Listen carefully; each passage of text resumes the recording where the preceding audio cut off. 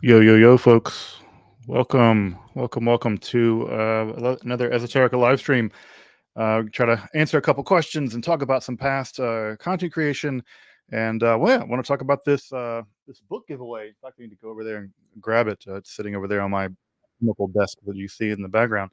But really want to chat with you guys, hang out for a little bit while we have some time this afternoon, and then again, talk about this new book website that we have going, and what else? Yeah, answer some questions. So yeah, thank everyone for coming out on a Friday afternoon to hang out.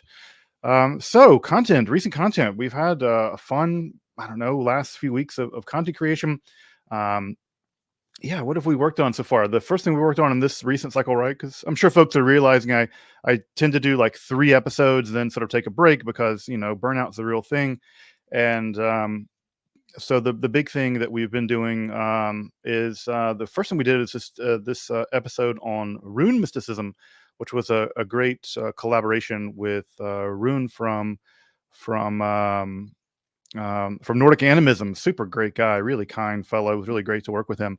And yeah, it was an interesting thing for me because I don't really work in sort of that's a Jackson Crawford land when it comes to the Norse language and myth stuff. But this was a weird place where I could plug in because, in many ways, so much about what was going on in Boreas has so little to do with the runes and so much more to do with him shoehorning the runes into his extremely strange and rather baroque system of Nordic magic. So it was a lot of fun in order to do that. So at any rate, it was a fun text, and also it was a lot of fun because there's no translation of this text. There's no modern edition of it at all. And what was a lot of fun was I had the opportunity to go in and look at at least one of the Latin manuscripts. I don't read Swedish, and and really look at that Latin manuscript and basically read it. I read through that entire manuscript, and it was a lot of fun just because that's an opportunity where I think Esoterica can do really neat stuff because there's just no other edition of the book out there. I mean, there's a couple of occultists who've kind of summarized parts of it, and in my opinion, summarized it in a very biased way, frankly, biased in the sense that the really just papered over all of the intense Christian stuff that's inside that text. And it was great because there's no edition. I was just able to go in there and do an episode on the fly and kind of not produce a translation of it, obviously, but at least get the information out there that I think otherwise wasn't. So it's an interesting thing. People have this interest with the runes. I find the runes terribly interesting as well, and so the Boreas text was a lot of fun to work with, and I hope folks like that episode.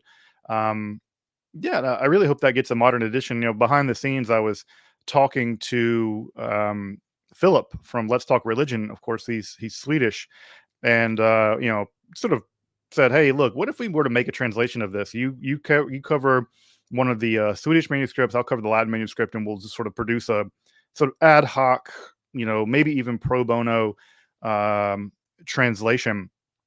Yeah, I don't know that we will or we won't. Probably we won't. We're both very busy people, and translating books is such a pain. So I have such enormous respect for people like Dan Trell, a modern hermeticist. But yeah, we might get to it eventually. But at any rate, the Rune episode was a lot of fun. It was great working with Rune from Nordic Animism, which I'd encourage folks to go check his YouTube channel out. He's just a really kind guy, and I really appreciate anyone who's working in Nordic or Anglo-Saxon spiritual traditions and mystical traditions that also is doing it in a sane way that isn't, just basically papered up racism. And so, which I have a special place in my heart for folks who do practice like Nordic and Anglo-Saxon or sort of heathenry spiritualities, because so much of their traditions have been hijacked by fascists and racists, and so it's a total shame, in my opinion, that if you see someone wearing runes, and this is true too. If I see someone with a runic tattoo, I'm going to look twice and be like, "Oh God, is it a oval rune with a little legs on it?" And that's the SS one. And so it's a pity that that they have your religious imagery hijacked, and at some level, the cultural history and religious history hijacked. That really, I really hate that for those folks. And so I really like the fact that I see someone like Rune um, really doing Nordic mysticism in a way that is wrestling it free of that having it been hijacked by bigot scum. So that was the episode on the runes. The Mechthild episode was another episode that I've been really wanting to do. I don't know if folks Christian mysticism is somewhat polarizing. I know that many people become interested in esotericism primarily because they got burned by institutional religion, often burned by Christianity, and in some ways I feel like what ends up happening is that a lot of these really fantastic Christian mystics, they sort of get kind of thrown under the bus by both camps. And for the really pious Catholic folks, these saints become saints, and you can't really touch them anymore, and they become sort of beyond all access. And in their sanctity, I don't think they lose something. And so in that sanctity, I think there's something gets lost. And also many people who are interested in esotericism and the occult, because these mystics are Christians, they don't want to have anything to do with them too. And I think what ends up happening is the mystical genius of folks like Mechthild and Heidevich and others, it gets lost because they become too holy or they become unholy. And I like to come at them from my angle because I don't really have anything to do with. I don't have to adore them as saints, nor do I have a special animus for Christianity. And so I hope that it allows me to approach Christian mystics, people like Mechthild of Magdeburg. I hope it allows me to approach them in a way that makes them accessible to people that they would have otherwise not been terribly accessible for. And Mechthild is a real mystical genius. Heidevich also is a mystical Hildegard. And so I really want to again wrestle away these prejudices that we often have about these mystics in a way that they need not be sacred beyond touch, and we also shouldn't just lump them in with all the terrible things that the Catholic Church has done. Of course, the Catholic Church has done a great many terrible things. It's also done a great many amazing things, and so I think that it's important to have a nuanced view of these people and of these institutions, because if we paint with a really broad brush, I think we end up painting ourselves into a corner really, really fast. And I don't want to be painted into a corner. And I also don't want to end up in a situation where I end up losing access to genius because I have a chip on my shoulder. And I don't think that's healthy. I don't think that's good. I think it's shooting yourself in the intellectual foot, so to speak. And I don't want to do that. So I'm glad that people it's the right word. I hope that people come at these episodes that I do on these medieval Christian mystics with a little bit of curiosity, and see them first as mystics and worthy of study rather than just sort of representatives of the things in Christianity that you don't like or have harmed you. And again, I'm not going to here to dismiss anyone's harm. Institutional Christianity and the Catholic Church has harmed a great many people, both in the past and in the present. And it is absolutely not my place to downplay any amount of harm that's been done to anyone. But I hope there's a way of sort of getting some light between those harms, right, and trying to appreciate these mystics for their unique genius. In the other episode that we did this last week that I've been sort of wanting to do and then not wanting to do and going back and forth about it, is the episode on Yahweh. In some sense, the first episode that we did on Yahweh was very successful. It's funny. I decided to do that episode on a lark, and it became the biggest channel, or the biggest episode the channel's ever done by far. It's twice as big as the next one, I think. And so it's funny that episode has become the episode that this channel has become known for. Here, I'll throw this in the link. Someone wanted the link to the S Mill, wanted the link to the Boreas episode. So there you go. Thanks for the super chat, S Mill. It's you should find that link right there. And anyway, this episode on Yahweh became sort of a hugely successful episode. And it was like, okay, well, if that's what the algorithm wants and I'm interested in it, I don't mind doing the episode. I was like, all right, let's make a series on Yahweh. And it makes some sense, just because there isn't a lot of other really dense academic stuff on Yahweh on YouTube for whatever reason. Um, and so it was an opportunity for me to basically start a whole series on the history of Yahweh. And it was a lot of fun to make. I did not start that week off expecting to make an hour long episode on this Israelite God, but when you got a lot to say, say it. Try to get it out there, and try to get it out there in a way that's accessible. I tried to make the episode as diplomatic as possible. I'm not really letting my cards be known as to where I stand on the question of whether the Israelites were or were not monotheists, and when they did and when they did become monotheists, if they ever did in some ways. And I sort of joke a little bit about whether or not they ever really become monotheists in the text, or in the episode. But yeah, but at any rate, I emailed Dan McClellan, who I have a ton of respect for. Just a fantastic scholar, really doing a lot of great work, especially on the short form content side. Really doing fantastic work, debunking a lot of misconceptions about the Bible on his YouTube channel. And Dan's done some work. Dr. McClellan's done some work that's great. I find his work to be really, really nuanced and thoughtful, and really some fantastic work on Yahweh. And so I've invited him on the channel, and hopefully we're going to do a live stream at some point where he lays out some of his positions. And I'll lay out some, maybe I'll reveal some of my cards about what I think about the question of monotheism. And I'd be curious to see how close we are. But also check out Dr. McClellan, Dan McClellan's channel if you've not already. He's fantastic. He's a great guy. Really, really knowledgeable. Really, yes, great content. The kind of content that needs to be out there on the internet. But at any rate, the next episode in the Yahweh series will be on the apocalyptic, and I've taught a whole class on apocalyptic Judaism. So that'll be a fun episode to try to condense a 10-part class into one video. But yeah, I want to do a sort of an introduction to apocalypticism, and I do sort of that introduction to apocalypticism specifically in how Yahweh is transformed in the apocalyptic. So we'll pick up with that on the next episode, but I have no idea when that will be. Maybe later this year, maybe next year, no idea. But the other big news for today, and this is this is sort of the huge, I guess huge to me news, is just dropped the new book website. Let me see if I can throw a link here in the chat so maybe folks can go check it out. Just dropped the new book website. So as folks probably know, I'm a rare book collector, but also I'm a rare book dealer. Basically, I try to make this break even as much as I can, and in some cases I need these books just for episode content.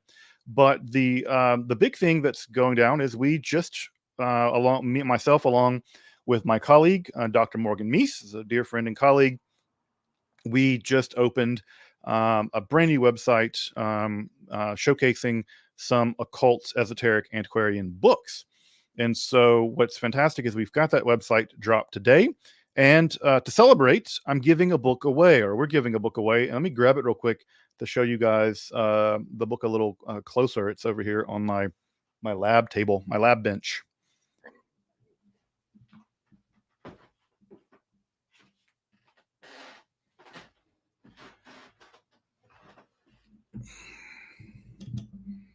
Rocking my Bumbo's shirt today. If you're ever in Hamtramck, Michigan, which is a fantastic place in Michigan, if you're ever in Hamtramck, you have to go over to Bumbo's bar. They're fantastic. They also have a fantastic selection of non-alcoholic cocktails. So if you don't drink alcohol, they can hook you up as well. But at any rate, this is a book that I'm giving away. So this is a really neat little book. Now, the person who wrote the book is not terribly well known. His name's Mechthild. I'll say more about him in just a moment, but just to give you a little short tour of the book, right? Nice, some nice gilding here on the spine, and also some nice gilding here, tooling on the cover as well. This is a leather cover, and nice marbled, some nice marbled paper here, Italian style marbled paper. And look, we had some cool marginalia in here where the I don't know if it's all washed out. Maybe let me see if I can move it back where it won't be so washed out. But you can see some marginalia here in the cover of it where they've written out some page numbers that they think are especially interesting. I haven't checked those references to see if they are especially interesting. Also, there's some really beautiful handwritten notes here in the back of the book as well. Again, I'll try to get the book far enough back that you can see them. So those are, handwritten notes. Who knows how old? The handwriting to me looks to be 18th century. If I had to guess, if this was 18th century handwriting, so I think it's probably contemporary with the actual book itself. This was printed in 1722, and it is the Theosophia Practica. And the Theosophia Practica is a collection of letters and essays by Johann Georg Gichtels. And what this is a selection of theosophical, as you can see, it's called Theosophia Practica, of theosophical thoughts and theosophical reflections, which again, Theosophy founded by Jakob Boehme. Gichtel was a disciple of Jakob Boehme. So if you know Boehme, then Gichtel was a publisher of Jakob Boehme. In fact, many of the early editions of Boehme's theosophical writings were originally published by Gichtel. And so at any rate, it's printed in this fantastic Fraktur font. The notes in the end, I believe, are in German. I can tell you in a moment. I think this was printed originally in Amsterdam. Let me see what language. Leiden. It's actually tracing out when he was in specific places. Gichtel's moving around. This is either in, it's pretty hard to read. Either it's in Dutch or it's in German. Just looking at it very briefly. You know, it actually could be in any of those languages. It's just names and locations. So it could be in any of those languages. But at any rate, neat book, printed in 1722. And again, I can show you the handwriting in the back again from folks requesting to see it. So it's quite a nice little book. At any rate, I'm giving it away. So if you want this, right? If you want this book, you can win it. And the way that you win it is very simple. You just do something to support the channel. You can go over to our new Instagram, which I can throw in the chat if you want. Yes, the Esoterica book business has an Instagram. The bookshop has an Instagram. I do not have an Instagram because I'll be showcasing this one.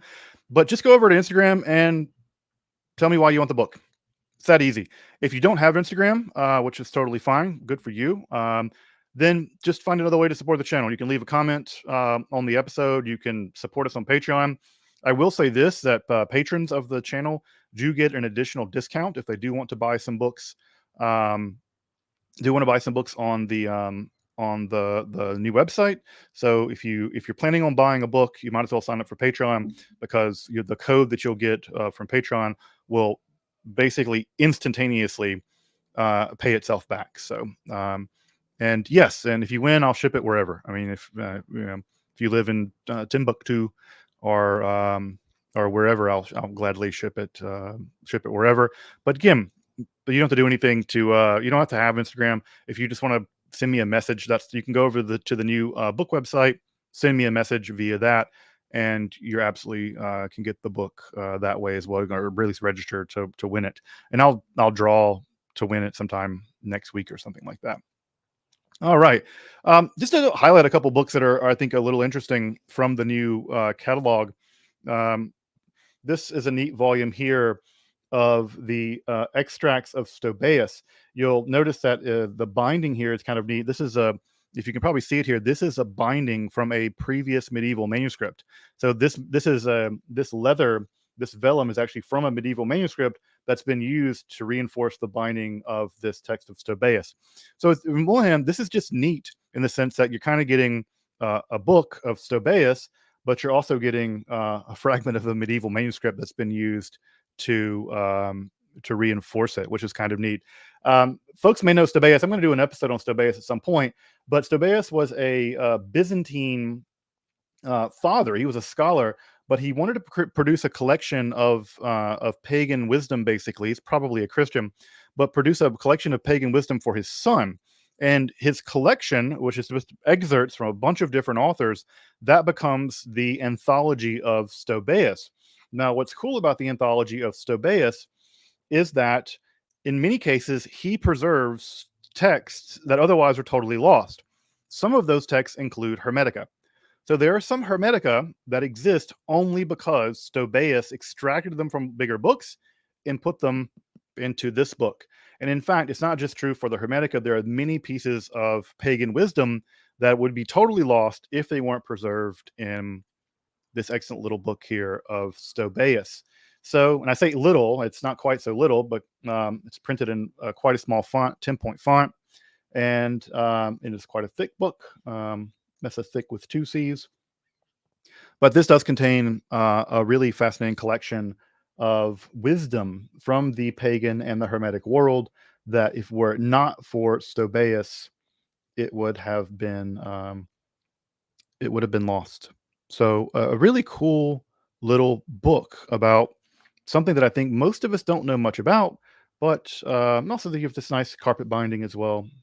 Neat book in this respect. Another cool book that we have up for sale is this really pretty version, this really pretty binding of Lactantius. Now, Lactantius, of course, was a very important church father, and important for lots of things. But what he's perhaps most important for, at least around here, is this. Lactantius was a pretty strong supporter of the idea that Hermetic wisdom, in some ways, predicted the coming of Christ, and he was relatively quite okay, with Hermes Trismegistus.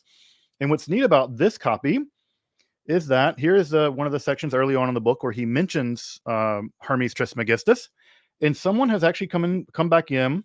This is in a contemporary hand, and they've written just right there, Trismegistus.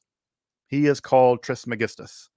So someone has actually come back in on the section about Hermes Trismegistus, and Trismegistus has been written here at the bottom of the book in the marginalia.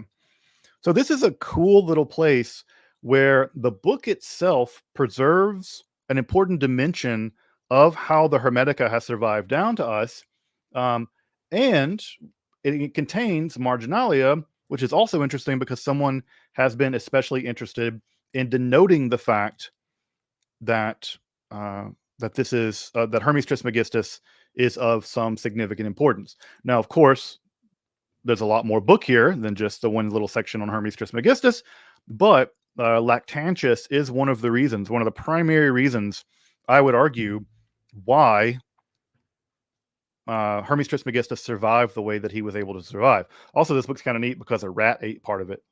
This is pretty clearly rodent damage.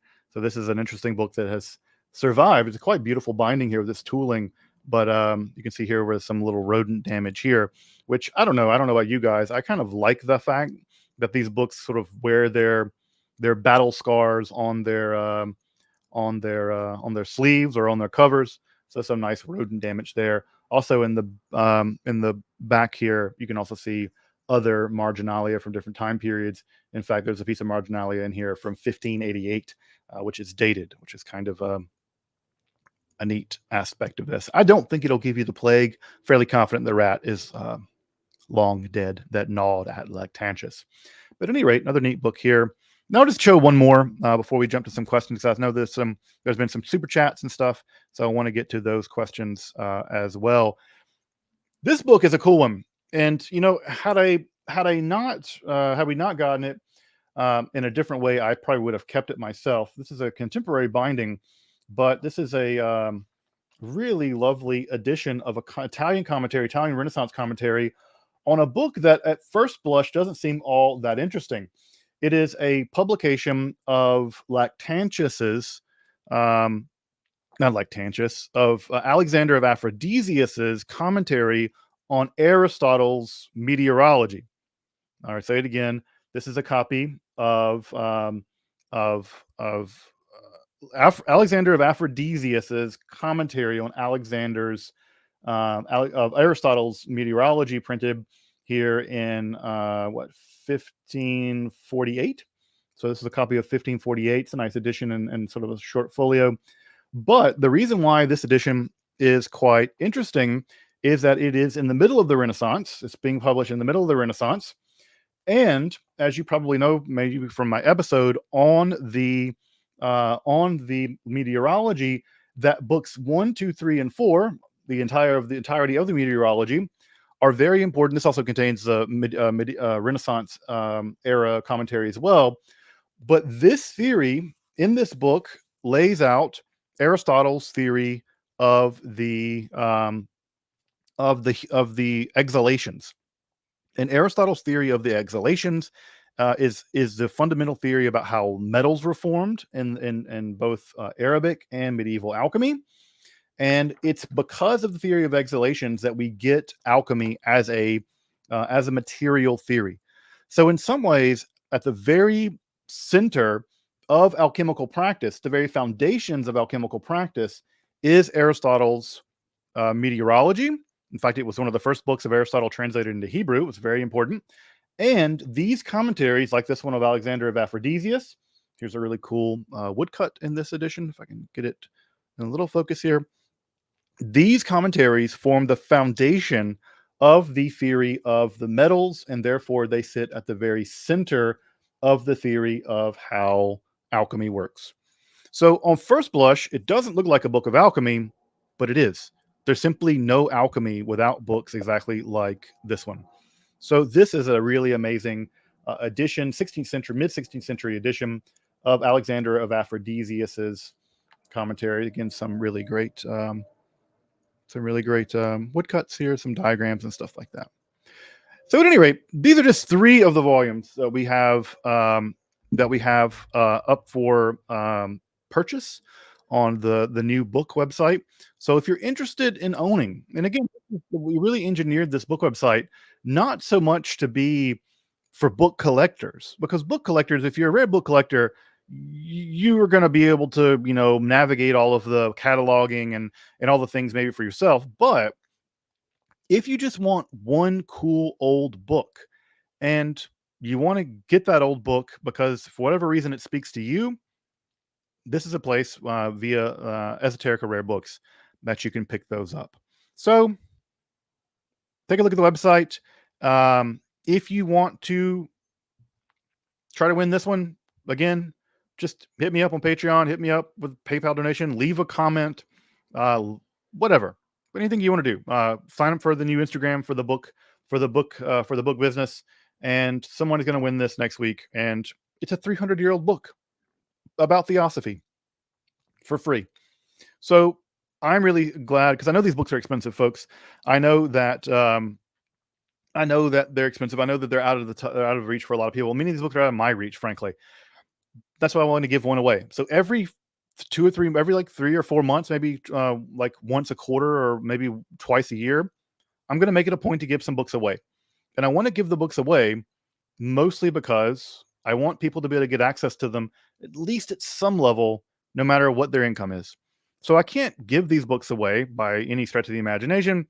What I can, though, do is I can offset some prices and things, because hopefully I'm able to get this book in someone's hands for nothing. So I know it's not a lot. I know it's not like some magnanimous thing I'm doing, but I do hope that it does mean something to whoever gets it. And so I do hope it means something for whoever gets it. And I hope that it becomes an heirloom piece, or you could sell it if you want and make some bucks and, I don't know, pay your light bill, whatever you got to do. But totally up to you. And I hope I'm looking forward to putting this into someone's hands. Second book that I've given away. The last one was a 17th century copy of Apuleius, which I think a gentleman in Kentucky won. And yes, all these books are available online. You can, folks, any book that you see at Esoterica Rare Books. If you go online and you go to what's it called, to archive.org, and just search them archive.org, you'll find them there. So we are definitely not taking knowledge that is out there in the world and making it inaccessible. These books have all been digitized; they're all accessible. So if you see a book on our website and you want to see it digitally, just go to archive.org. It's our Google Books. It's almost certain to be there, and it's absolutely accessible there. So we're not transferring knowledge out of private, out of the public domain. That knowledge is absolutely all there in the public domain. All right, folks. So let me take some questions. Oh, Adrian, thank you very much. A very kind super chat. Um, yeah, it's a lot of fun. It's a fun. I have to say, I grew up a working class kid in Jackson, Mississippi. I didn't grow up with much. I grew up pretty poor, frankly. And one of the things that I always dreamed about was being able to be around books and be around old books, especially. There was always something just absolutely magical to me about old books, and it's now a part of my life where I'm old enough. I have a little bit of business going here that I can be around these old books, and also I can take some of these old books that are in estates and other kinds of places, and I can get them at least into the hands of people who I think will really admire them, not just because they're fancy old books to add to a collection, but because I think um, for many people interested in esotericism, these books also have a spiritual quality to them, and I hope that there's some that in the hands of people for whom these books are not just artifacts, but also they have some spiritual value. I hope that's going to be a thing I'm able to do and provide for people. All right, folks. Well, I got to take a short break. Talk amongst yourselves. I have to. We had a big storm come through here in Michigan, and it knocked down a power line, and I have to go work with the electrician real fast to get that taken care of. But let folks know in the chat that I have not vanished forever. I've only been vanished for a few minutes, but I will be back in just a minute, and I'll grab the super chats and super thanks. But talk amongst yourselves. I'll be right back in 5 minutes or so.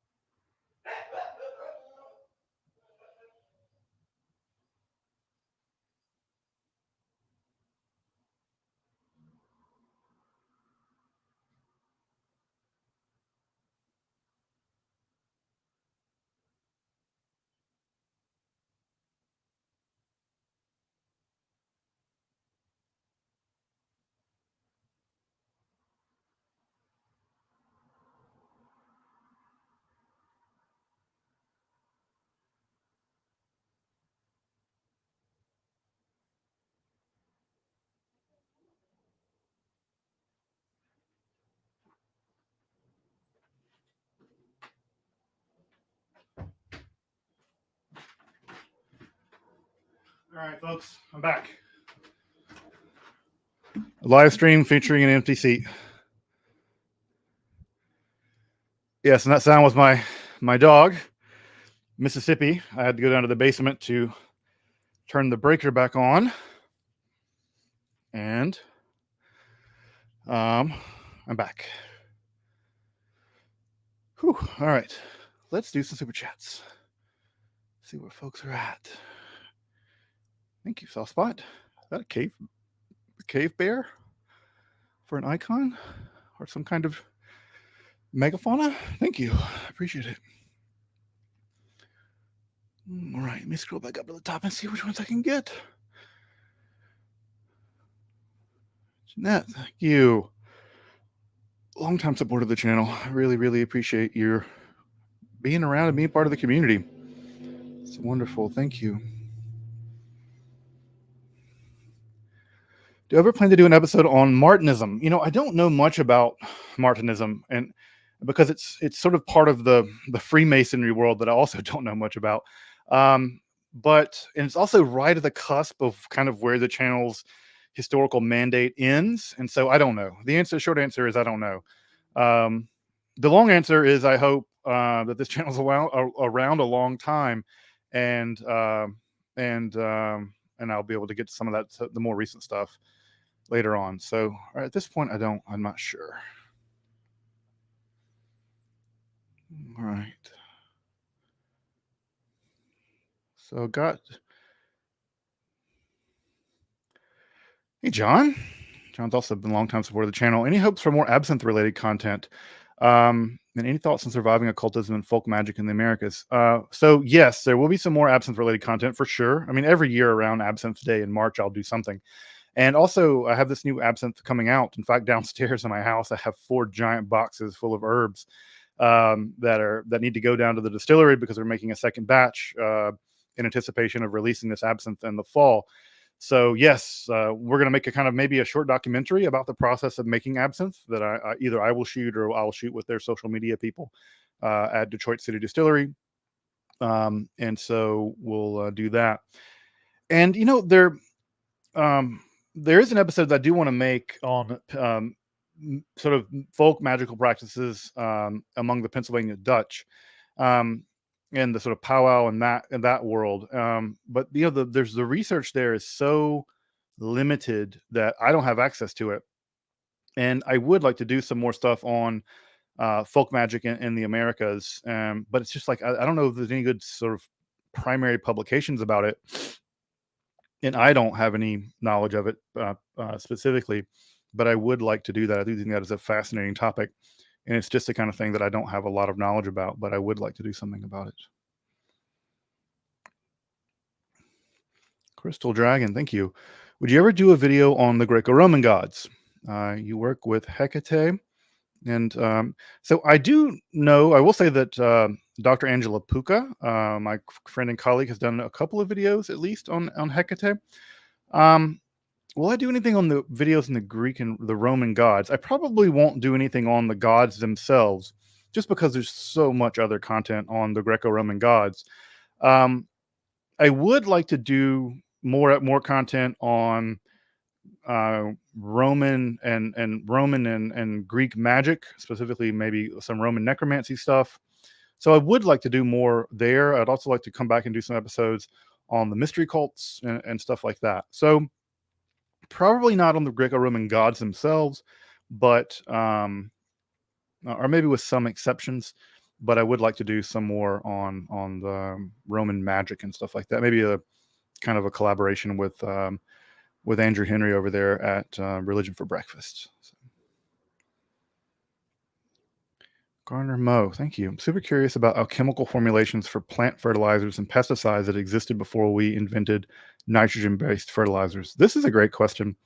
I think that Tara Newmandahl, in her book about the professionalization of alchemy in the 17th century, I think she does talk about the development of fertilizers because you know the Venn diagram of fertilizers and explosives is kind of a circle sometimes, and I think she does talk about the rise of of the development of artificial fertilizers in that book.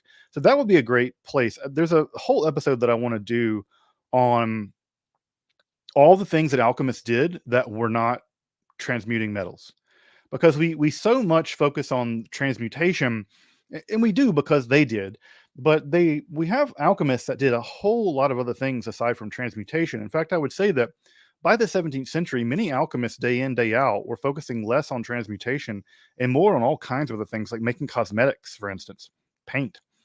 And so there's a whole world of things that alchemists get up to that have nothing to do with transmutation, or rather they're only incidentally related to transmutation. So I would like to do an episode about alchemy that's not transmutation, metallic transmutation. So that would be a great part of an episode, is to talk about fertilizers specifically. So yeah, who knew that fertilizers have an esoteric dimension? But they do. They do. Let's see. What do you think about the influence of Shabbatianism and Frankism, the Frankist tradition, on Western esoteric tradition, primarily in the area of Christian Kabbalah, Masonry, and Rosicrucianism?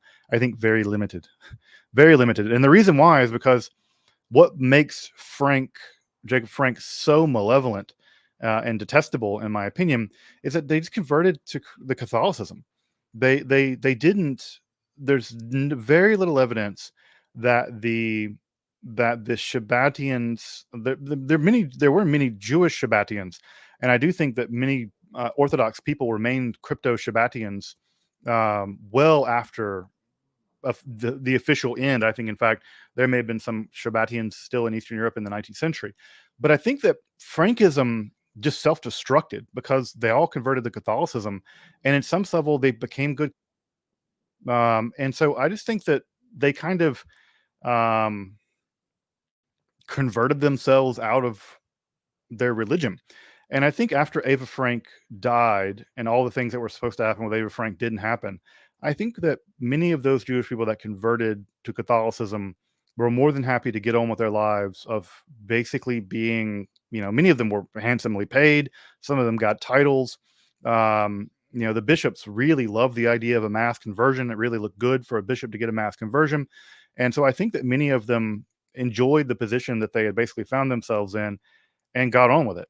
And I think there's even some evidence to say that maybe like Pope John Paul II, that his ancestors maybe were Frankists. But I think that pretty quickly after the whole thing, I think they basically just became good Catholics. And that's very much unlike the Donme or the crypto Shabbatians that existed in the early Hasidic movement. And I think there were. I think that, and this is a position that I've argued for, that when I say that the Misnagdim, one of the constant things the Misnagdim accused the early Hasidic movement of was being crypto Shabbatian. And I do think some of them were crypto Shabbatian. There's good evidence to say now that we now think that they were crypto Shabbatian.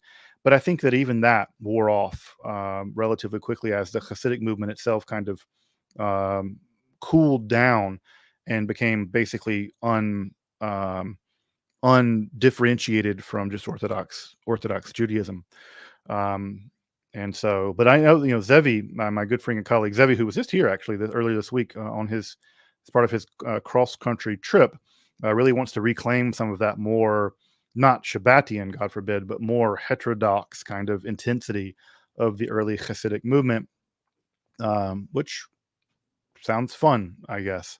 I'm more on the team Misnagdim, but that's all. That's all there and then. But I don't think that the Frankists had much of an impact in the long run. Can you discuss any relation between the quote dwelling of God with man and spirit of God in Tanakh? Are they the same hypostasis, related, unrelated? Yeah. So this is a great question, and this is a part of an episode that I want to do on the presence of God, specifically in the Shekhinah. And so I guess if there are a couple things to be pointed out here.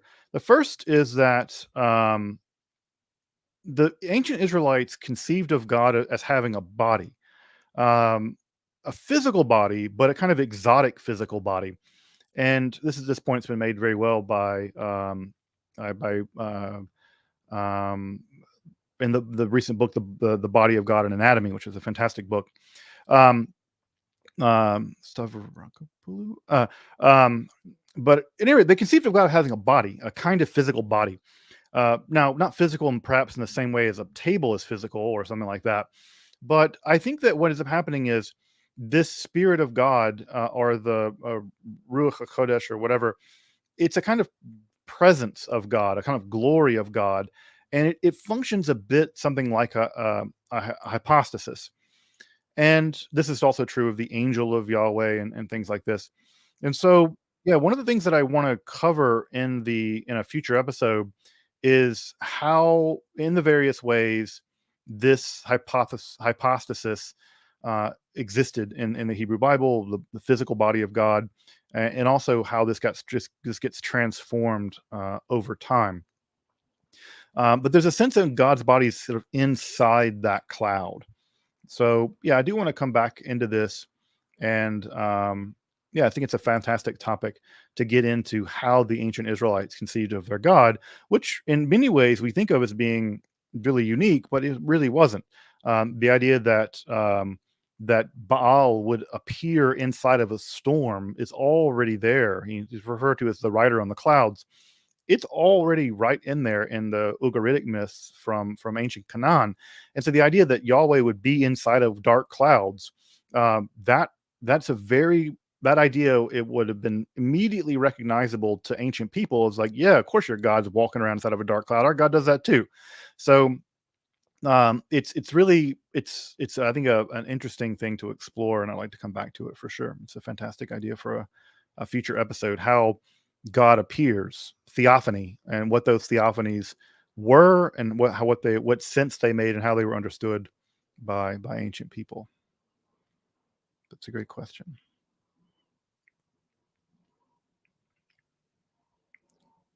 All right, scroll down and get some more of these, and I'm going to try to grab questions as I'm going down, just to make sure it's just not all folks who are doing the live streams. So Caspian, you want to know about how to find these sources, folks. Caspian, you may know I made a book list, a pretty substantial book list that kind of is a walkthrough of Western esotericism from sort of a beginner's way of building up those skills. And so, if you look in the pinned comment of the recent videos, you'll see that book list, and it kind of is a how to study Western esotericism, uh, field by field, from at least an academic point of view, and it allows you to self study in that way. So take a look at that book list. Let's see if I have it ready to hand. Yeah, I can throw it in the chat. But this is sort of how I think, when I conceptualize studying Western esotericism, how I would do it if I were you. But take a look at my book list and see if that makes sense to you. Why did the old Canaanite pantheon have so few gods? Their neighbors had so many. Yes, the in general they did not have a ton of gods, and it seems like that the Canaanites didn't have a lot of gods, mostly because, well, they may have had more. We just don't have records of them. But it seems like, again, it's sort of centered on one single royal family. Also, it seems like, that the yeah, I think Smith might argue that it has everything to do with how the family was structured, and because the Canaanite family was structured in a specific kind of way, it resulted in there being one divine family, and that one divine family was basically it. And El was at the top; his kids were beneath it. And the truth be told, most or many um, ancient mythologies are pretty similar. It just so happens that by the time we get to the Ugaritic myths, or maybe the Canaanite myths, it's shrunk down a good bit. And but I don't have a good explanation as to why it was a relatively god poor environment. And again, there are a lot of gods that do get mentioned: Reshef and Dever, Mot and Levitan, and we do get other deities like Kothar Vahasis, like sort of this Vulcan-like character. And there may have been more, but in general, it's a relatively God-poor area. It's also a relatively small area, frankly. I mean, you're talking about the Egyptians, who the Egyptian Empire. North and South Egypt had, not just very different gods, but regional gods, and all of that kind of got absorbed into the state cult. And I'm thinking about this because I'm doing an episode on Seth, the Egyptian god Seth, for next week, and that's why you get such complicated features in the Egyptian mythology, and of course the Mesopotamian situation is even more complicated because not only do you have the Sumerian pantheon, which is a non-Semitic, non-Indo-European pantheon, but that gets subsumed inside of other pantheons, and they, in some sense, try to reconcile that, and so you get a lot more gods. That process just doesn't seem to have happened in the same way in the Canaan, and so you just get the one royal divine family with El at the top. I should do more episodes on just Canaanite mythology because I think that people have a pretty good grasp of Egyptian mythology, some of Sumerian, Akkadian mythology, but not much of, for instance, Hittite mythology or the mythology of ancient Canaan, which those are both fascinating. And of course, the one for ancient Canaan is absolutely vital for understanding the Hebrew Bible. Maybe I'm wrong, but you seem to believe in religion. I do not believe in religion, and I can't get myself to understand how you believe while telling stories about the origin of religion. Yeah, I think believing in I'm not a Protestant. I really don't care much about belief. For me, religion is about how I want to live my life and how I want to structure my existence in the world, via symbolism and via community. And for me, and religion has very little to do with belief. So I'm not. I think that maybe for Muslims and for some Christians, belief is extremely important. That sort of belief and faith underwrite what you do and don't do. For me, what I do and don't do come first, and then maybe at that point I'll think a little bit about what I believe. But in general, I'm very uninterested in what people believe and what they claim to believe, because frankly, people have claimed to believe all kinds of things in history about their religious beliefs and done all kinds of dreadful things. Um, uh, right on top of it. And so for me, and this is true of Judaism in general, Judaism is a religion that's much more concerned about orthopraxis, which is to say doing the right thing, as opposed to orthodoxy, believing the right thing. And for me, I'm much more interested in doing orthopraxy than I am orthodoxy. And therefore, belief is a very secondary, tertiary thing, that is of very little interest to me ultimately. Um, I'm much more interested in saying the Shema at night with my kids, than I am any kind of, do I believe in a God or something like that. In fact, I would think I would identify myself as a post theology, not an atheist, but rather I'm a post theist. And so, as a post theist, the question of whether or not there's a God or something like that is just behind me. It's a very little of interest to me, or rather, I'd say it's a very little religious interest to me. It's of a lot of philosophical interest, but the philosophical question and the religious questions are very, very different. Right.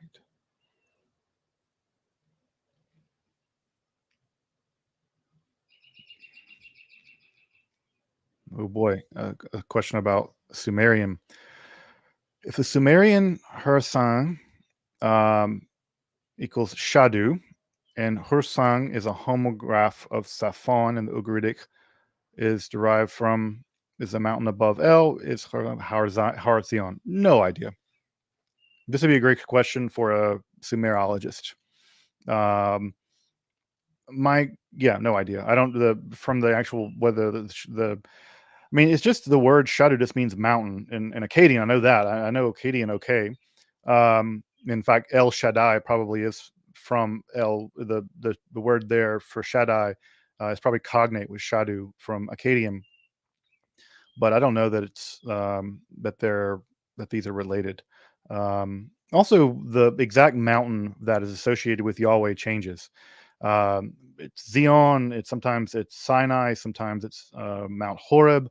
Sometimes it's mountains in the north. Sometimes it's Mount Teman. Always associated with mountains because many gods are associated with mountains. But the exact mountain that Yahweh is associated with changes, and sometimes that's the result of territorial shifts.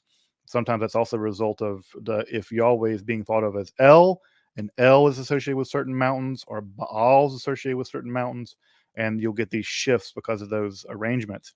But but I would be very doubtful if a Sumerian phrase is referring to Mount Sion, just because Mount Sion is a 1000 BCE concept, and I think by then Sumerian was already a dead language. I don't think people were speaking.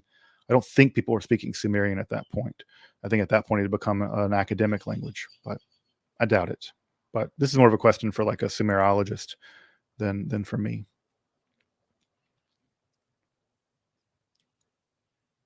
All right.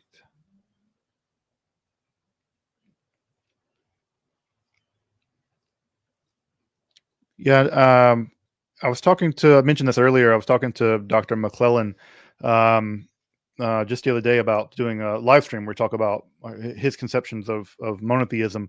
I think he has a very interesting and a very thoughtful one.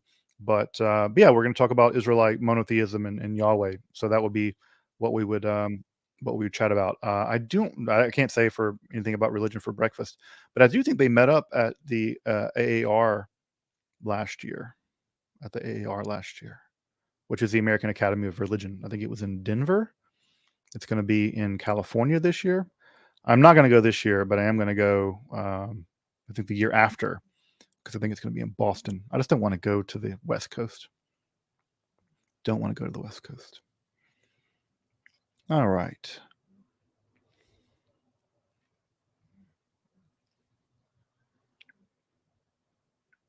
Okay, a couple more. Vishanti. Yes. All right. Good Shabbos. I think she's in Eretz Yisrael. All right, folks. Let me see about some other chats. I know I'm way behind. I apologize. Would you consider creating a self-guided online course on various topics in Western esotericism? Um, I would like to teach a class that it is like intro to Western esotericism. Yes, I would like to teach a class like that, and I would like to do it in a way that would be 10 hours, extremely introductory level. Like, you know nothing about Western esotericism, and you do not intend to learn much about Western esotericism, and it is like the absolute like intro level, just like one step above Wikipedia. So I would like to do that one year. I don't know when I'm going to do that, but I would like to do that. But the closest thing that I have to that is the book list that I have that I posted in the chat earlier, um, where where it at least gives you some pointers as to where to go as you're studying Western esotericism, and at least gives you some anchors in the academic literature for various topics like Hermeticism, Hermeticism or Gnosticism, alchemy, magic, whatever. So you should check out that reading list, and those books would be the ones I would recommend anchoring yourself with. So you should check those out. And I think that the book list, which I did cut and paste into the chat, and I'll put in the pin comment too after the live stream's over. That would be good for folks to check out if you get the chance. Right.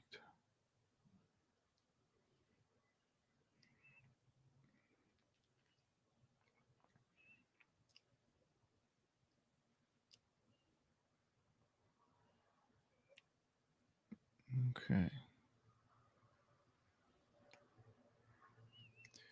This is a great question. Yes, I have it right there. Quinn's Early Mormonism and the Magic Worldview.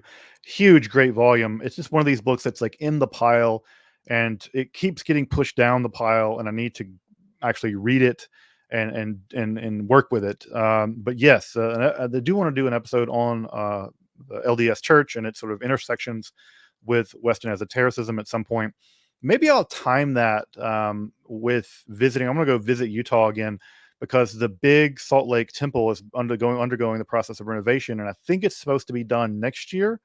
And when it's done, people, non-LDS people, will be able to go inside of it and take a tour before it's consecrated. And I want to go take a tour of it because basically, once it's consecrated, it's not going to be open again in my lifetime. And the LDS religion is just very fascinating to me, especially as a sort of um, outgrowth of American religiosity, very particularly American religiosity. And I want to go on a tour of the big LDS temple in Salt Lake. And so maybe I'll do an episode to uh, to correspond to that visit. So maybe next year, if I get the chance to go visit the new LDS, go visit the big LDS temple in Salt Lake, I'll do it then. So that will be a good motivator for me to get it done. But yes, the book is like literally sitting right behind this monitor, right behind this monitor. Any advice for PhD students on not making perfect the enemy of the good? How do you convince yourself is complete or contributes enough? This is a great question. I'm going to have another YouTuber come on. We're going to be talking a little bit about sort of academic philosophy and academic YouTube, and so yeah, and sort of talking about that topic.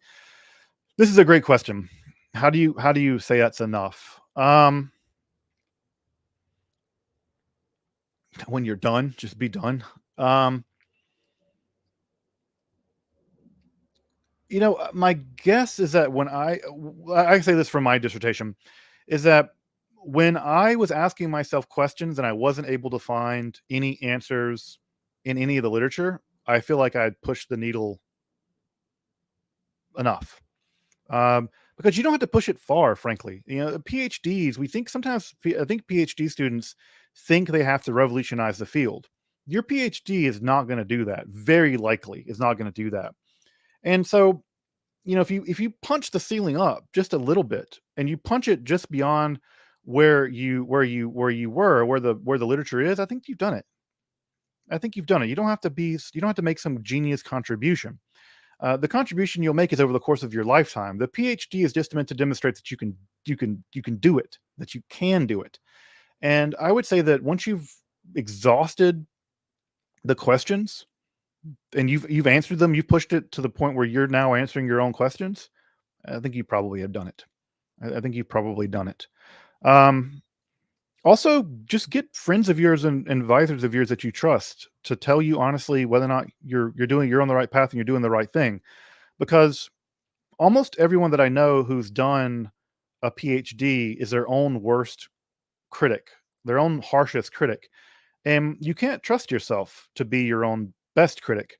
And so sometimes you need someone who loves you, who cares about you, and who will tell you the truth. Like, this is crappy. This chapter is really terrible. You need to redo it, or you need to add to it. And also is like, you did it. You're done. Like, this is enough. So find someone that you trust enough to help you in that process, because I don't think any PhD student can trust themselves in that way. So that's kind of my advice. You're not going to revolutionize the field. Don't set that as your aim. Push the needle as far as you can, and get out of your head and get someone else looking at it. And if someone else is able to look at it and is able to tell you honestly, with deep scholarly rigor and deep compassion for you, that you've done enough, you've probably done enough. But that's a great question. Yes, those are Go bowls behind me. I'm not pointing at them. Yes, I do play Go, or did. Um, I need to pick it back up again. My good friend Jackson, who I taught to play Go, is now really playing Go a lot, and I need to get back with him and play some more Go. I will say that the days I was playing Go were some of the best intellectual time of my life. I need to really get back into that. Really get back into that. Hey, Max. It's a very kind comment. I really appreciate this. Learned a lot from you and looking forward to. That's very kind. I really appreciate this. I would love to come to Oktoberfest in Bavaria. That would be fantastic. I don't drink much beer these days, but I would absolutely love to come to Bavaria for Oktoberfest. So I might take you up on that. I might absolutely take you up on that. Mm. Yes, ruach means breath, which by extension means spirit. Um, so it means both.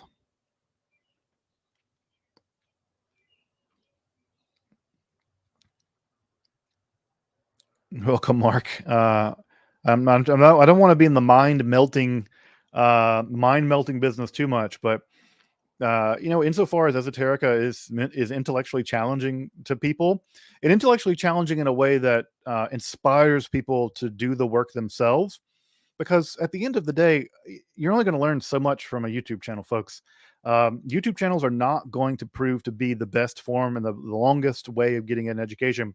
The You're going to have to give that education to yourself. And so, really, I hope more than that I'm like melting minds or whatever. What I really hope I'm doing is that I hope that I'm being the connective tissue. For instance, in the Yahweh video, the most important thing you can take away from that Yahweh video is not what I say.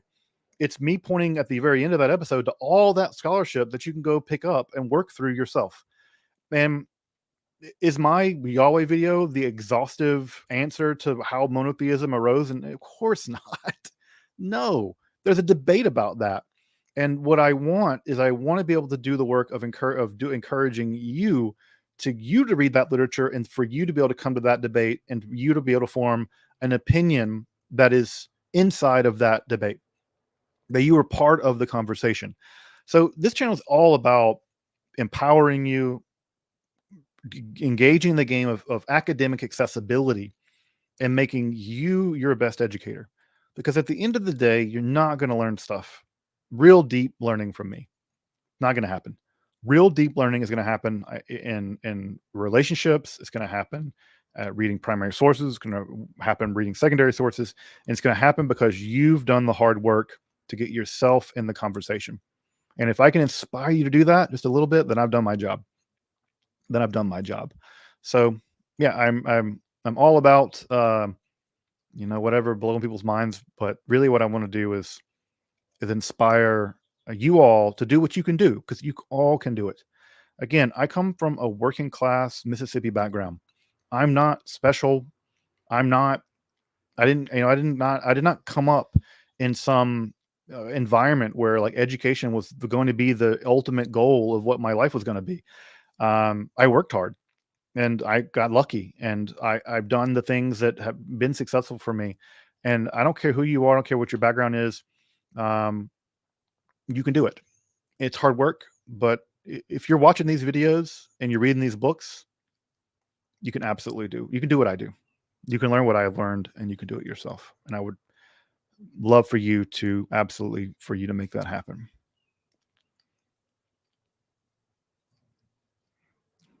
Abby, how has religion impacted your perception and involvement in esotericism? If so, how? Um, you're Jewish too. Well, I'm glad you're part of the tribe. I would say that does it influence my own religiosity? I don't know that it does. But what I will say is that I guess I'll say two things about this. The first thing is, because I surround myself with books and ideas that I often don't agree with, and I have a job that means that I have to present them as accurately and as sympathetically as I can, it's made me a more careful and a more compassionate reader. And I think, and I think that being a careful, compassionate reader, where your job is to steel man what you're reading and not to assume it's wrong and that you're right, but rather to say, let me present this information as sympathetically as I can. Um, it's reading this material has made me better at that. And also, I'll say that because esoteric literature deals with some of the most profound topics in human existence, some of those profound philosophical and spiritual topics, I have the secondary benefit of I have to think about that stuff all the time. So when I'm reading this literature about mystical experiences or magic or what have you, I'm thinking about it. it's there in my mind in a way that it probably wouldn't be otherwise. And so that's maybe two ways that it's impacted me. Um, but yeah, I'm sorry, one, that you don't feel comfortable talking to your family about that. Super hard. Talking to family about religion is always super tough. Um, but um, yeah, if there's any way I can help with that, please let me know. I'm always around. You can always shoot me an email, and I'm always there to, again, to chat about that if it would be helpful. But there's at least two ways I think where where it seemed to have impacted me. Hi, Austin. He talks about the links between Yaldabaoth, Thubin, Chinubis, Ipap. No, Flowwood, Mississippi. I know Flowwood, Mississippi. You guys have very. Well, I remember like living near Flowwood and carefully avoiding Lakeland Drive because the Flowwood police are so thorough. Um, so yeah, this question of Yaldabaoth and APEP. So I don't know that we have to be careful of comparing too broadly here, right? So is there a connection between Yaldabaoth and the world snake and Norse mythology? Probably not. Now, is there probably a connection here with some Egyptian stuff? Probably, because that's where this idea developed. Although I think that the connection between Yaldabaoth is primarily to Seth, more so than any other being. And so I think that, and I've covered this in my first episode in the Demiurge series about the relationship of Seth and Yahweh in Egyptian thinking at that time. But yeah, the sort of giant serpent imagery, this is a place where I have to venture very carefully because I don't know why a lot of religions seem to come up with serpent entities. I think because at some level they're kind of dangerous creatures or semi-dangerous creatures that ancient peoples have to deal with, and therefore um a creature that can bite you and kill you with venom is pretty. I mean, it's kind of magical that they have it's completely reasonable to think they have some kind of supernatural powers. So maybe that's kind of what's functioning there, but I'm not an anthropologist. I don't do comparative mythology, so I don't want to venture too much into there. But yeah, I would say that if we're going to study Yaldabaoth or these individual serpent figures, which Yaldabaoth is sometimes uh, depicted with serpentine legs, but sometimes not. We would have to be really careful about locating very particularly what we're studying and how we're studying it. Um, Myself, I'm very slow, very, very slow to do sort of grand sweeping comparisons and say somehow these are all part of a collective unconscious or shared set of symbols or some fundamental underlying metaphysics or something like that. I'm very slow to do that. So, but it's an interesting question for sure. Maidson, do you plan on making a video on Asherah? Yes. Yes, I do plan on making a video on Asherah. She's super interesting. Scooby Mike, thank you. I really appreciate your super chat. But if you do think of a question, let me know. Let me know. Yep, the Hittites. I'd love to do an episode on the Hittite mythology. I was just actually reading about the Hittite moon god and their relationship to Seth in this episode for Seth this week. So I could definitely going to get to some Hittite stuff at some point. Funny Gaming Pro. My dad always tried to make something called gold water, and it supposedly heals the DNA. He also made colloidal silver too. And when and why did this trend begin? This is a good question, because there have been people that have taken colloidal silver and they've taken so much of it, it's turned them blue. Um, the the lead member of the Love religion or cult, I can't remember the name of it now. She passed away, but I think before she passed away, she was using colloidal silver. And I think there's other people who have used colloidal silver too. Like I said, to the point where it's turned them blue. I don't know where that began. This is an interesting question. If it began in the world of alchemy, I do know that there were tinctures where one could capture the power of gold, in in alcohol, what you would do is you take a Florentine florin, solid gold, and you would heat it up and you quench it in alcohol, and that allegedly would make it into to Goldwasser, and that had curative properties according to Paracelsian medicine. So it's already back there in Paracelsus, but where this whole colloidal silver as a cure-all came from, and it certainly doesn't cure anything, it certainly doesn't cure fixed DNA. Um, but yeah, exactly where, I don't know. I don't know. That's a great question. I have to look that up. It's fascinating. Yeah. Um, yeah. Don't take colloidal silver because you don't want to be a Smurf. Yeah. Nazir. Oh, from the one of the Sumerian thing. Yeah. Sorry. I don't know. That's a great question, but I'm skeptical. I'm skeptical that there's a Sumerian reference to Mount Zion. Mount Zion. I'm very skeptical of that. Anything, Patricia? Um, Thank you. I think um, some people have floated the idea of having a Discord for Esoterica. Look, if or also there is a Esoterica Reddit subreddit that is I need a moderator for. So if someone wants to be a moderator for the Esoterica subreddit, feel free. Or if someone wants to make an Esoterica Discord, you can absolutely do it. Um, I think even Andrew may have made one. But the truth of the matter is, I just don't have the capacity to moderate it, and I'd want it to be a pretty moderated space, just because if it's associated with Esoterica, I want it to be a space where rationality and clear thinking and critical thinking are the byword. But I think it's a great idea. I just don't know how to make it happen because I don't have the capacity to moderate it. But yeah, that would be definitely a fun idea and well worth looking into. Hope you're doing wonderful down there in lovely Brazil.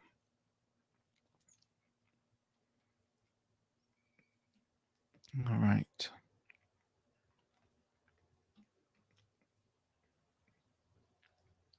This is an interesting question. When people knew how to pronounce Yahweh, uh, more people were liberal with it. I don't know. I don't know when exactly the taboo begins to emerge around this name.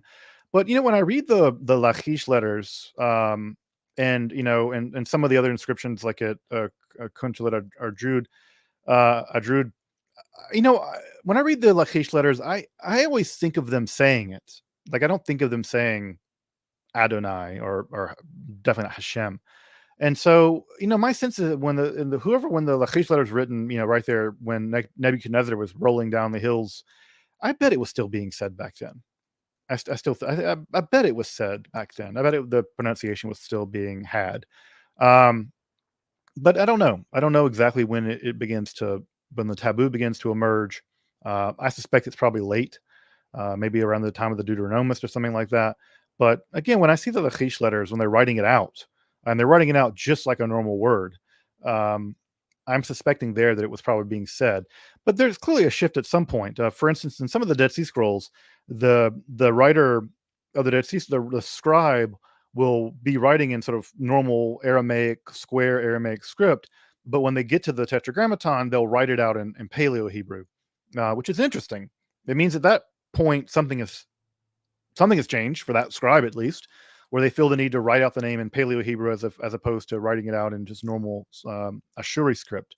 So sometime between the Lachish letters and the Dead Sea Scrolls, something changed. And my guess is maybe it's the folks around Josiah or the Deuteronomist, the clique of people around there, that maybe the taboo begins to take hold then. But I don't know exactly. It's a good question when the taboo begins to take effect. I'm sure there's good literature on this, but I just don't know the answer.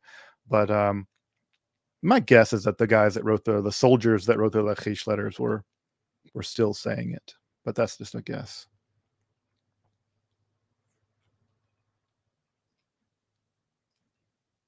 The Bible and Archaeology live stream addressed some of my saffron hypothesis today, and they said they'll address it more thoroughly later. Cool. Very cool. We gotta get on the Bible and archaeology live stream. That'll be fun. Angela, we both have good book news today. I launched a book business today, and Angela announced publicly that she had gotten the first copies of her book, um, on Signatura, Italian witchcraft. So many congratulations, Angela, on your book, Mazal Tov, and I'm looking forward to reading it after I pay what is $180 for Brill. But Angela, I'm looking forward to reading your book, and I really wish you very hearty congratulations, folks. Go subscribe to Angela if you haven't already. A lovely person and a wonderful scholar. Many congratulations on your book. Any good books on the different Greco-Roman theologies aside from reading Cicero? I do want to do an episode on Cicero, sort of esoteric Cicero stuff. But I don't have a great reference for this. Who the best person to ask for this, and I don't see him in the chat, would be Dana Trail, who just taught a whole class on Roman religion. So if this is a question you're really interested in, you should go over to the Modern Hermeticist and just drop him a comment and ask him, because he's absolutely going to have great recommendations. Great recommendations for that. I'm not an expert by any means on this, but check out Dan's the Modern Hermeticist and ask him. He would definitely be able to give you some great answers. All right.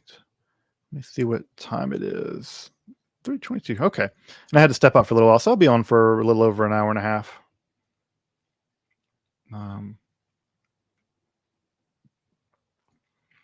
Thoughts on Christian baggage, aka former Christians who become disillusioned by the faith and often hold hostility towards all form of spirituality. I mean, I guess my thoughts are pretty simple. One, I think people who've experienced religious harm should be treated with compassion, just like anyone who's been traumatized. We need to approach people with a lot of compassion, because religious trauma is a very deep and powerful form of trauma, and we should first and foremost approach that question with humility and with compassion. And my hope for them, for people who have experienced, whether it's Christians or anyone else who've experienced harm in a religion, that they find a way to distance themselves from what has harmed them. But also, my hope would be that they will be able to find some way of redeeming the things that are very much worthy of being redeemed, whether they're in Christianity or any religion. Because I think that religions, again, are just really complicated memes. They're really complex memes. And my hope is that that from a trauma response, a person doesn't throw the baby out with the bathwater. But it's not for me to tell a traumatized person what to do. That's just my hope for them, that somehow they'll be able to find a way to keep what is beautiful and amazing about their religion, Christianity, for instance, but also that they distance themselves from what has harmed them, and that's their absolute right to be able to do that. And I think the answer is compassion. We should have compassion on folks.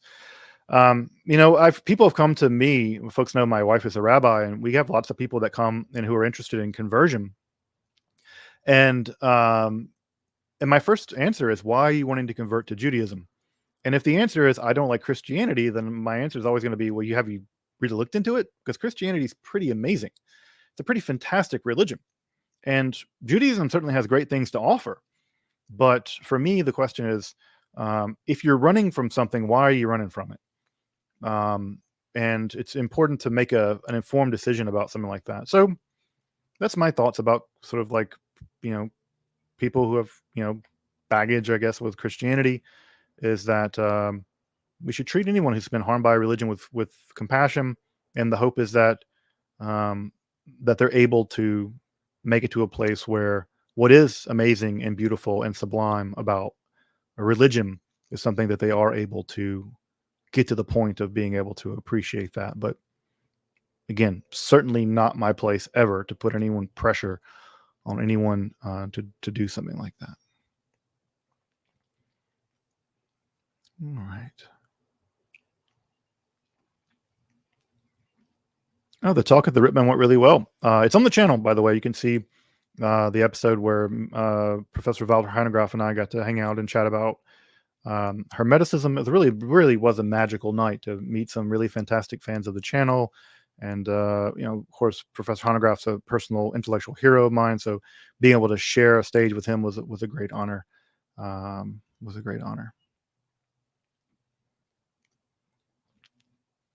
Ozone candle.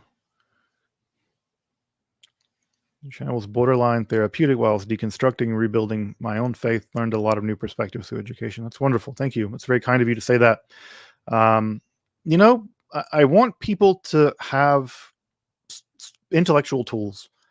I want this channel to be a toolbox, and I want people to be able to use that toolbox to improve their life, whether it's just by learning weird facts about medieval magic, or having better Dungeons and Dragons adventures with your friends, or taking a faith that doesn't fit for you and either getting rid of it or finding a way to make it fit for you, or improving your spiritual practice, or just like watching some weird bearded guy talk about Gnosticism, and that brings you comfort for some reason. I don't know.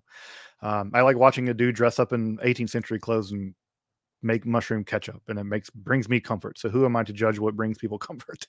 Um, so so yeah, I appreciate that, and I'm glad that the channel is helpful for you and for anyone. It's as an educator, it's just really an honor to be able to be in service of a community, and I'm glad to have a community here to be in service of, and I really appreciate that. So thank you.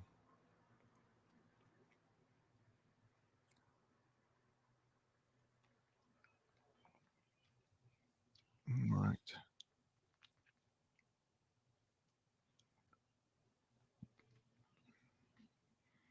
How'd you get started on the academic path that you took? I'll probably be starting a BA, then a master's in religious studies. Cool. I would always encourage people that if you are getting a BA in religious studies or philosophy, I'd also recommend maybe doing that as part of a double major.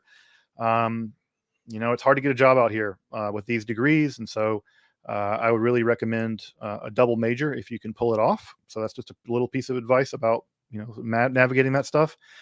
My academic career was a total accident. I never intended to go to college. I really didn't know what college was growing up, I don't think. And it ended up just really being a bunch of accidents that ultimately ended up going to college. And so again, I also went to college late. I didn't finish high school in a normal way. I didn't start college in a normal way. Um, so it was very much all a very strange accident. But mostly it's just because I retained a high degree of intellectual curiosity. And unfortunately, very unfortunately in our society, the only place to really work at enriching one's intellectual curiosity is a university. I really think we should have lots of other avenues. The library is also an avenue, but they're not so great often, sadly. But yeah, I wish we had way more avenues. I'm glad that YouTube exists, but I wish we had even better, deeper avenues for satiating intellectual curiosity. But I think it's just because I had that curiosity that I was just naturally drawn into the university system because I didn't have any other options. And frankly, I was on one side of the podium and I stayed there long enough, and eventually I ended up on the other side of the podium. And all of that was the result of a lot of accidents and a lot of hard work. But yeah, it was a fun, often fun, not always fun, but an interesting, strange journey. Um, um, I did a podcast just recently talking a little bit about my intellectual journey into college um, with the Guru Viking, and it was an interesting conversation. If you want to check that out, yes, Horn Centaur, Love is One. That's the person I was thinking of. I think that she was the person. I think they even kept her body for a while. I think the police had to come and like take her body away. Um, she had kind of mummified, which is grisly. Um, thank you, Jamie, for the super sticker. I appreciate that.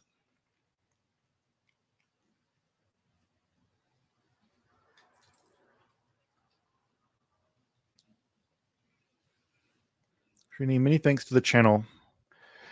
As you mentioned, you found structuralist thinking natural. Do you know of any authors in esotericism working structurally to the degree of Levi Strauss?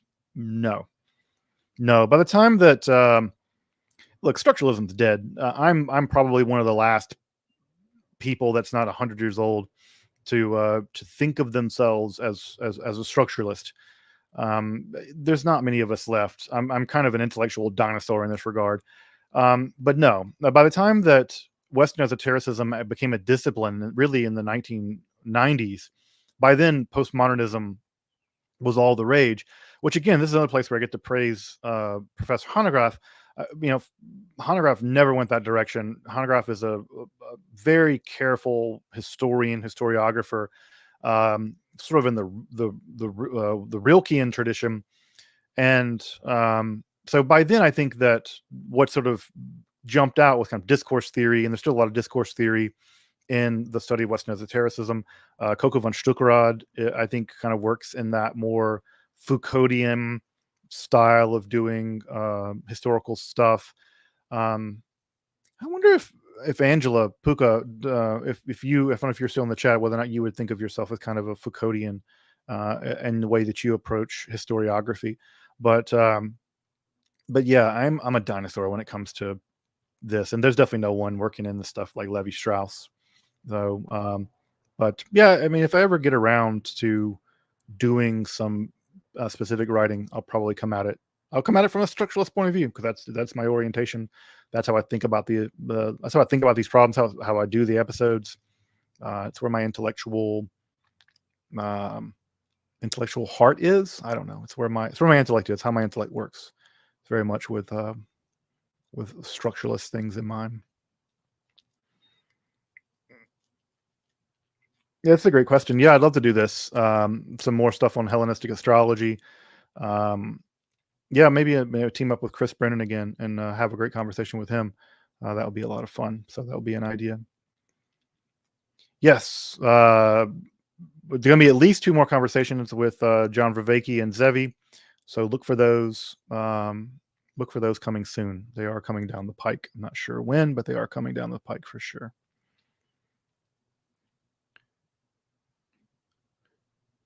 All right. Just looking down through the chat, folks.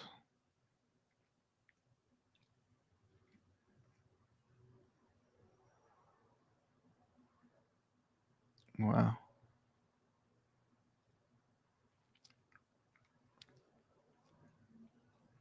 Thank you for the super sticker. Whimsical Brain Pan. It's a great name. Austin's back. Similarity between fallen angels and so seraphim and stories of the Naga and reptilians. No, I don't think they're connected. I mean, the seraphim aren't angels; they're just seraphim, and their name means the burning ones. But it seems like their unique purpose is just to rotate around the divine throne, uttering praise. So seraphim doesn't mean fiery serpent; it just means fiery. And with the reptilian stuff, I don't know anything about that. I think that's all crazy David Icke stuff that is best suited for the best suited for dumpster fire. But no, the angels, the fallen angels or seraphim are not related. The seraphim never fall. In fact, the fall is a Enochic idea, and there's no indication that Semyaza and the angels that go down with him to have sex with human women are seraphim. In fact, it doesn't seem like they are at all because they're not beings made of fire the way seraphim are. But no, I don't think there's any connection. Have translation efforts changed or accelerated at all since the public availability of AI? Are there gaps in the studies that can be filled in this way? I mean, there's been some neat stuff done with AI and the burned Herculaneum scrolls, where AI has been able to read some of those. But I don't think anyone's at the point yet where we're going to totally trust AI to do translation for publication. I think that sticking something in Chat GPT to translate just because you need a really quick and dirty translation is okay, maybe. Also, it varies tremendously from language to language. Throw some Aramaic from the Zohar into Chat GPT, and you get mangled nonsense. So I don't know that. Well, I'll say this: machine translation has greatly changed the work of translation. Has it changed the work of academic translation, especially of esoteric text? I don't think so, not yet. I'm sure it will be a tool that will be used. I'm sure it will be a tool that will be misused as well, but I don't think it's had an impact in academic translations of occult texts yet. Mostly because those occult texts require a lot of nuance to translate accurately, and I don't think that AI is quite up for that yet. But it may eventually be. It probably will eventually. But I know I wouldn't trust a translation rendered by AI at this point, knowing what I've thrown things into AI to see what it can do, and things like Latin, it does pretty good. Like I said, you throw Aramaic in there, and garbles it. It garbles it. But I'm sure I'm sure that kind of technology is coming. Is coming. Sierra Redding. Wow, thank you. That's very kind of you. I'm glad to be your favorite YouTube channel. There's a lot better YouTube channels out there than me, but I'm glad that the Esoterica is a favorite. So thank you, and thank you for the super sticker. It's very kind of you. It's very kind of you. Who do I allow on for structuralism? Lacan, Althusser, Levi Strauss. Sort of the big ones, the big names in structuralism. What is your relationship with black metal? I like it. In fact, I was just hanging out with Hunter Hunt Hendricks, who was in town with Liturgy. The Liturgy's touring, and Hunter was at the house, and we were chatting about all the things. Really a brilliant person, Hunter Hunt Hendricks. So was hanging out with Triple H, chatting about religion and philosophy and all the things. So it was a lot of fun. So really brilliant person, and great music there with Liturgy. Conversation between Dr. Litwa and I about Gnosticism anytime. I'd love to talk to Dr. Litwa. In fact, I'm going to make another post about it, but I'm actually watching his class on Marcion, which is fantastic. By the way, if you Dr. Litwa is a fantastic scholar, brilliant scholar of Gnosticism, Hermeticism. I think he has a new class coming out on Hermeticism. If you've never checked out Dr. Litwa's classes, you absolutely should. He's a fantastic educator. So yeah, I would check those out. But yeah, I'd love to talk to Dr. Litwa about Gnosticism in more general. Thank you, Andrew. Can you comment on the disillusionment following the failure of the Second Crusade and the development of new esoteric philosophies of the 12th century Renaissance? I mean, were there really much in the way of esoteric developments after the 12th century Renaissance? I mean, you do get, in the mind of the church, at least, you begin to see some heresies beginning to emerge, so-called the heresy of the free spirit, and the Waldensians, and of course the Cathars. But I don't know if those are connected. I don't know if that's connected to the failure of the Second Crusade, so much so that it's also connected to the general sort of Renaissance and intellectual life that occurred in the 12th century. So I would say it's has less to do with the failure of the Second Crusade, and more to do with the fact that people are just smarter. They just were like, there was more things to discuss. I mean, this is also the same time that people are beginning to do things like having the big debates around nominalism. These are the days where Abelard is an intellect who's dangerous. Abelard is a dangerous intellect. And so I say it has to do everything more to do with sort of the rising tide of the intellectual character of Europe in the 12th century. For me, I guess, more than what's going on in the Crusades specifically. But it's a good thing. It's an interesting thing to consider. And I'll go back and think about this a little more. But yeah, you definitely get these hardcore crusaders with people like Bernardo Clairvaux, who are all about that crusader life. Of course, he co-founds, in some sense, the Knights Templar, as I've talked about in an episode. So it's a great question. I'll think about it some more.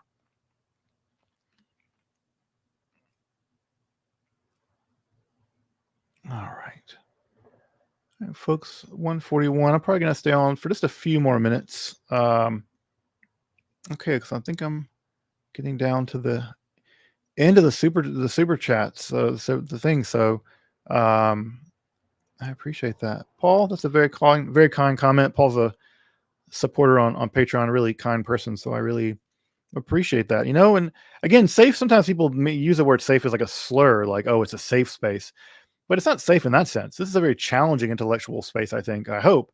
And so I'm really quite happy that people can find the space, one that they can engage in, where they don't have to feel like, um, where they have to feel like they have to be guarded or something on, and when they talk about these things. All right, folks, I think I'm running out of gas. It's amazing. An hour and 42 minutes of getting your brain picked can make you a little tired. Have I heard about Therion? I have heard about Therion, but I haven't listened to any of their music. It's a Dragon Rouge dude, right? What's his name? The Left Hand Path stuff. I don't know. Yeah, I haven't listened to any of their music, so I don't really have a comment on it. Although I find a lot of that sort of left hand path stuff, that sort of quasi Nazi stuff, it's just like petulant. Um, so not all left hand path stuff is like that, but some of that runic stuff gets into, like, I think Stephen Flowers kind of maybe a little fascist adjacent. It's not for me. This stuff is cringe. So,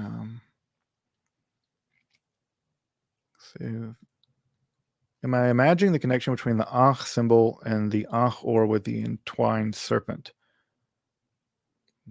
I don't know what the Ankh-or is. No, I'm sorry. I don't know the answer. I don't have a good answer to this question. Sorry.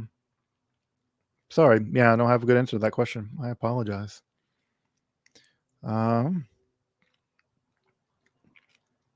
It's an interesting question. Do I do an episode on allegorical interpretation? I kind of did. If you check out the episode I did on Stoicism, Stoics really pioneered the idea of allegorical interpretation of myth, sort of esoteric reading, and the Stoics don't get nearly the credit they deserve on this. Um, but yeah, in some sense, I try to do that with the episode on the Stoics. So maybe you want to check that one out again, Lord Roku, also longtime supporter of the channel. All right, folks, I'm going to call it. I'm going to call it a day. I think an hour and 45 minutes is a decent showing for a live stream. I guess I'll say last thing is that, Lynn, if you want to win this book, we want to win a 300-year-old book about Theosophy, check out the new Instagram for the new book business, a new book website. Check that out, and I'd love to see folks. If anyone's interested in picking up a rare book, please let me know. But aside from that, I'm going to call it an evening. I'm going to get ready. Actually, going to take a shower and get ready to go to shul, and see my kids and have a nice Shabbat. But that said, folks, just again, much appreciation and very deep thanks. Very deep thanks on supporting the channel, watching videos, hanging out, asking questions. Really, really appreciate everything that you guys do to make this channel a possibility for me to be able to do this amazing job that I have. And just very grateful to be able to do this work of providing education. It's really amazing. So thank you so much. And I'll see folks next week for an episode on the Egyptian god Seth. And then after that, I have an idea about maybe an episode on, still cooking. I think I'm going to do an episode on the sort of the shift to radical realism inaugurated by Renaissance esotericism. Still cooking in my head, but that'll be maybe a follow-up. So we'll see. But at any rate, thank you, folks. You guys have a great evening, and I will see folks next week for a new episode. Otherwise than that, you guys take it easy, and thank you so much.